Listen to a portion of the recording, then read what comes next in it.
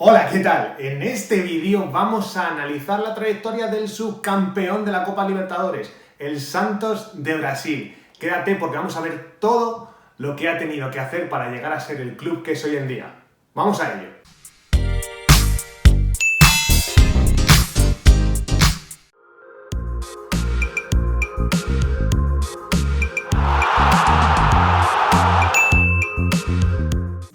Los primeros pasos que dio el fútbol en suelo brasileño se suscitaron a finales del siglo XIX, cuando Charles William Miller, hijo de John Miller, expatriado británico que trabajaba en la construcción de vías ferroviarias en Sao Paulo, regresa en 1894 después de cursar estudios en Inglaterra.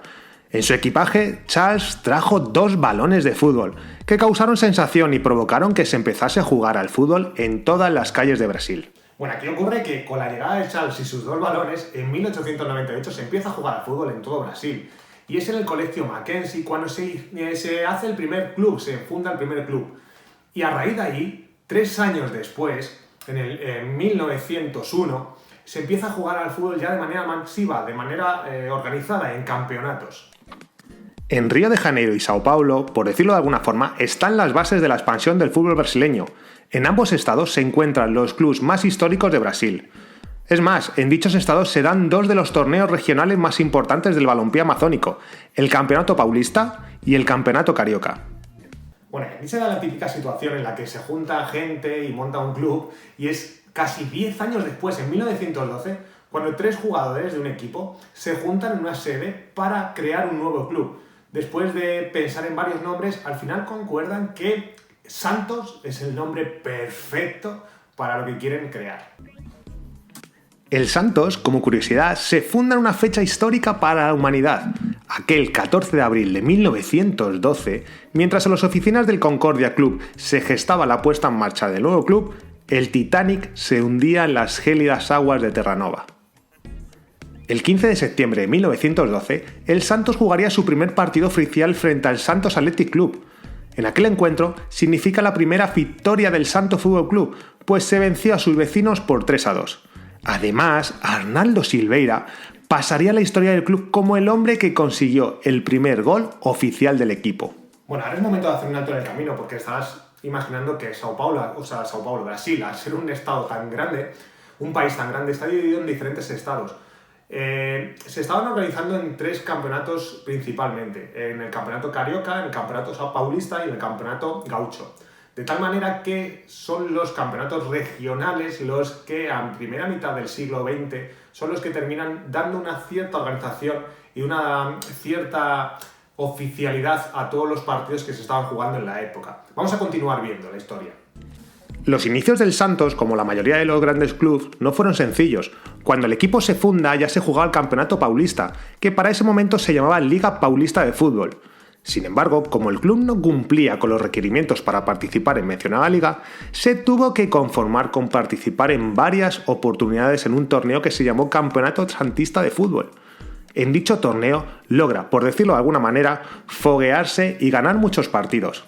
En ese sentido, el Santos fue tomando vuelo, hasta que en 1913 es invitado a participar en la Liga Paulista de Fútbol. El estreno del Santos en la Liga Paulista fue el 1 de junio de 1913, ante el Germania. Aquel encuentro, sin embargo, no fue nada alentador, pues cayó derrotado por 8-1. Por otro lado, no todo era adversidad para el Santos. Para la década del 20, el club, a pesar de no lograr títulos, era considerado un semillero formador de extraordinarios talentos. Por tanto, se convirtió en un referente de los clubes dedicados a descubrir y formar futuras estrellas.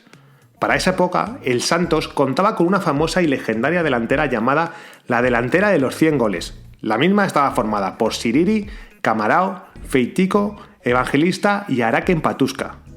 Este último, con 20 años, fue protagonista de un hecho histórico en 1927. En un partido frente al Ipiranga, que concluyó con el resultado de 12-1, Patuska hizo 7 goles. La marca perduraría hasta que en 1964 fue batida por un tal Pelé. Aquella temporada, 1927, el Santos, con su delantera de los 100 goles, estuvo cerca de hacerse con el Campeonato Paulista, pero en el último partido en el que le valía el empate, el Palestra Italia, actualmente conocido como el Palmeiras, le derrota por 3-2, haciéndose con el título. Bien, fijaros aquí que el primer título que va a llegar para la vitrina del Santos es en 1935, un montón de años ya después de haber sido creado. Y encima lo gana ante el Palestra Italia, ante el Palmeiras. Vamos a verlo. Después del primer título alcanzado por el Santos, el club entraría en una sequía de 20 años, hasta que en 1955 vuelve a conquistar otro título estatal, la Liga Paulista. En el encuentro final de aquella competición, el Santos venció a Taubaté 2-1. Ese triunfo les devuelve la gloria. Bueno, y ahora empieza la trayectoria en la que empieza a cambiar todo el panorama del Santos. Todo lo que es hoy en día es gracias, en gran parte, a un jugador. Vamos a ver quién es. Un año después del título logrado, en 1955, llegaría una de las fechas más importantes en la historia del club. En efecto, aquel 7 de septiembre de 1956 es, quizá junto a la fecha de su fundación, el día más relevante para el Santos, pues ese día un muchacho al que le faltaba más de un mes para cumplir los 16 años debuta con el equipo. Así pues, durante los siguientes 16 años, aquel jovencito llamado Pelé hizo del Santos el mejor club del mundo. Solo estuvo eclipsado por el Real Madrid de los Di Stéfano, Puskás, Gento y compañía. Tras la llegada de Pelé, el Santos se encamina a su época más laureada. Así pues, desde finales de la década del 50 hasta inicios del 70, el Santos sale campeón del Campeonato Paulista 11 veces, teniendo a su más grande figura, Pelé, como el goleador en 8 de los 11 campeonatos obtenidos. A finales de los 50 se organiza por primera vez la competición que hoy en día conocemos como el Brasileirão, la Serie A, es decir, el torneo nacional que alberga a los mejores clubes de todos los torneos regionales del balompié amazónico. En sus inicios, en 1959, el campeonato se llamó Taca Brasil. El Santos, de la mano de Pelé, consigue coronarse campeón de la Taca Brasil 5 veces, 4 de ellas de manera consecutiva. Bien, aquí vamos a hacer un pequeño inciso para enseñar que el campeonato de Brasil actualmente se llama Brasileirão, desde el año 1971, es el campeonato de la Liga Brasileña, el que conocemos todos como tal. Es cierto que anteriormente ha tenido hasta 3 nombres diferentes, incluso 3 nombres en 3 sectores diferentes que luego fueron capaces de unirlos para formar lo que hoy conocemos como la Liga Brasileña. Así que nada, vamos a continuar. El excelente rendimiento deportivo y éxitos nacionales que logró el Santos los llevó también al plano internacional. En efecto, el club fuera de Brasil consigue importantes títulos, como la Copa Libertadores del año 1962 y 63, la Intercontinental en las mismas temporadas ante Benfica y Milán, una Recopa Sudamericana en 1968 y una Recopa Mundial también en el 68. Bueno, y en 1962, para que veáis la altura del club y la altura que un jugador traía, ganaron los 4 títulos que disputaban, siendo el primer club en conseguirlo. No cabe duda que el verdadero artífice de aquella avalancha de éxitos era Pelé. Sin embargo, también se debe reconocer que junto a él actuaron jugadores de una clase excepcional, muchos de ellos integrantes de la mítica selección canariña, que ganó los mundiales del 58, 62 y 70, tales como Cito Dorval, Coutinho, C. Carlos, Pepe y el capitán de aquella selección, Carlos Alberto. Bueno, y aquí hay un dato impresionante, y es que en 1963, en un partido contra Alemania, la selección brasileña pone en el 11 titular a 11 jugadores del Santos, un hecho histórico. En aquella alineación aparecieron Gilmar, Lima, Cito, Mengalvio, Dorval, Coutinho, Pelé y Pepe. En ese sentido, el Santos aportaba casi la totalidad de jugadores a la mejor selección de fútbol del mundo. Bien, ahora vamos a analizar el escudo y el himno del Santos de Brasil. Tras la fundación del club en 1912, los colores del escudo eran el azul y el blanco, además del amarillo. Y un año más tarde, en 1913, el equipo optó por un escudo que se asemejase al actual. En el mismo había un globo terráqueo a color marcando paralelos y meridianos. Además de la línea del Ecuador, al centro estaba el escudo conformado por 9 rayas verticales de color blanco y negro, con un balón de fútbol café al centro, con una banda en diagonal blanca dentro con el acrónimo SFBC. Bueno, y este escudo jamás se utilizó en las equipaciones, solo fue usado en la sede del club, hasta 1913. Finalmente, en 1925, fue elaborado el escudo actual del Santos. El escudo cuenta con una franja diagonal negra que en el centro contiene las siglas SFC. Debajo de la franja, 11 rayas verticales de blanco y negro, representando a los 11 jugadores, y en la parte superior izquierda un balón de fútbol blanco con bordes negros. Bueno, este escudo es el habitual que desde 1927 se usa. Sí que es verdad que se han ido variando pues, las letras, la tipografía, pero siempre se ha mantenido lo que es la esencia del propio escudo desde 1927. Por otra parte, el himno del Santos fue presentado en 1957, un año después del debut de Pelé en el club. Fue compuesto por Carlos Enrique Roma, y la letra del himno refleja la pasión, historia, entrega e identidad del equipo. En su primer año, 1912, la camiseta era de rayas verticales azul y blanco, con los bordes en color amarillo. No obstante, al año siguiente, 1913, debido a lo difícil que era encontrar camisetas con esos colores, decidieron cambiar la camiseta a las típicas blancas y negras. Dicha indumentaria sigue hasta el día de hoy, teniendo diferentes variaciones, pero nunca cambiando los dos colores primarios. Bueno, vamos a continuar con la historia de lo que es la trayectoria de Santos, porque todo lo que sube termina bajando.